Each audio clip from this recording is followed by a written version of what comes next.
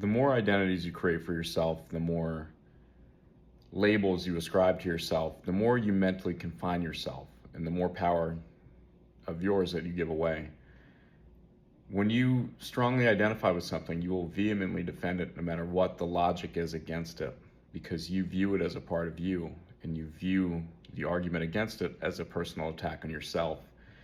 Therefore, you can easily be triggered by anything or anyone and easily controlled, easily swayed.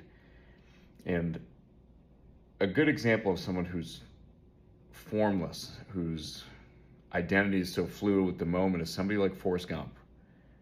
He doesn't over-identify with anything aside from the moment.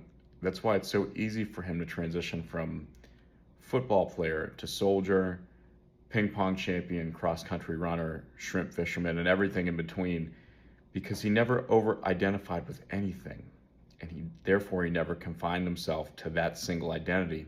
He was whatever the moment required him to be, and because he was so present, he was able to do it to the best of his ability. And you've probably heard people say things like your personality creates your personal reality, or your identity determines your reality. So the first step in changing your reality is shifting your identity.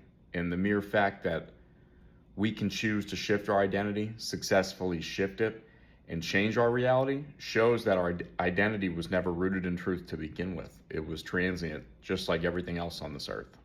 I think most people think of themselves as humans searching for some sort of spiritual awakening, when in reality we're spiritual beings trying to cope with our human awakening.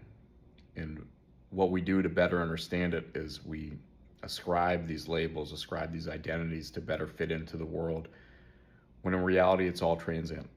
It's all going to end at some point, and you yourself, your soul, is eternal.